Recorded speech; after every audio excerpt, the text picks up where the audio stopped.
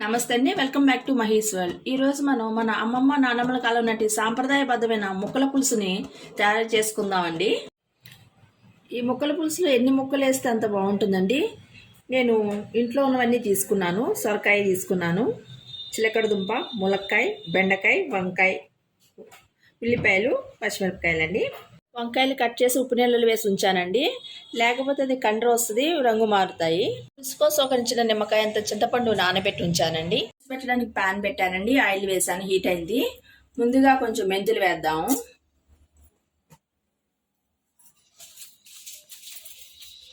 అలానే 2 ఎండుమిరపకాయలు, కొంచెం వెల్లుల్లి చెట్టుకొట్టి వేస్తున్నాను.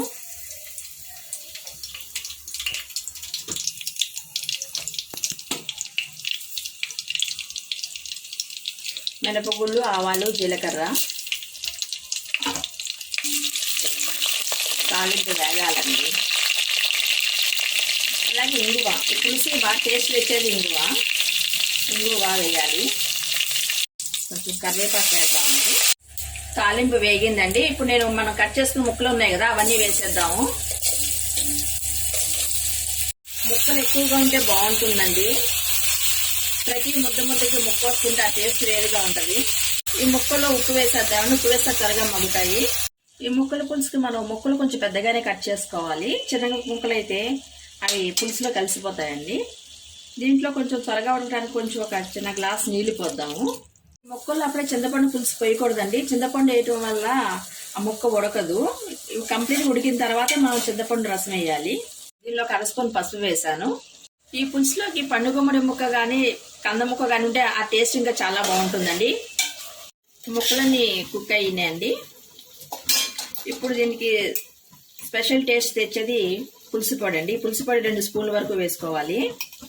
ఈ పొడి వేయటం వల్ల పులుసు చిక్కదనం వస్తుంది, అలాగే మంచి గుమ్మగుమ్మలాడుతూ మంచి వాసన వస్తుంది. మనం తీసుకుని చింతపండు పులుసు తీసుకుని అందులో వేసేస్తున్నానండి. ఇది అన్ని వెజిటేబుల్స్ ఉండటం వల్ల చాలా విటమిన్స్ ఉంటాయి ఈ పులుసులో. తాలింపులో మనం ఎండుమిర్చి వేసామండి, అలాగే పచ్చిమిరపకాయలు వేసాము. మనం వేసిన ఆ పొడిలో కూడా మిరపకాయలు వేసాము, ఎండుమిర్చి ఉంటుంది. ఆ కారం చూసుకుని మనం కావాలని కొంచెం కారం వేసుకోవాలండి.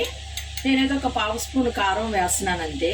ఇందులో ఇంకా మెయిన్ ఇంగ్రీడియంట్ బెల్లం అండి. ఈ పులుపు కారుదనం పోవడానికి బెల్లం వేస్తే చాలా టేస్ట్ వస్తుందండి. దీన్నే కొంతమంది దప్పడం అని కూడా అంటారండి. ప్రొసీజర్ అయితే ఒకటే.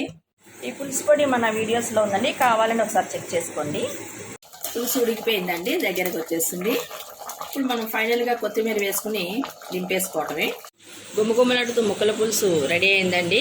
ఇది చాలా టేస్టీగా ఉంటుంది, మీరు ట్రై చేయండి. అలాగే వెజిటేరియన్స్ అయితే అప్పడంతోనూ, నాన్ వెజిటేరియన్స్ ఆమ్లెట్తోనూ మొత్తం అన్నం అంతా తినేయచ్చండి పులుసు. మీరు ఒకసారి ట్రై చేయండి. ఎలా వచ్చినా కామెంట్ సెక్షన్లో కామెంట్ చేయండి. Thank you for watching.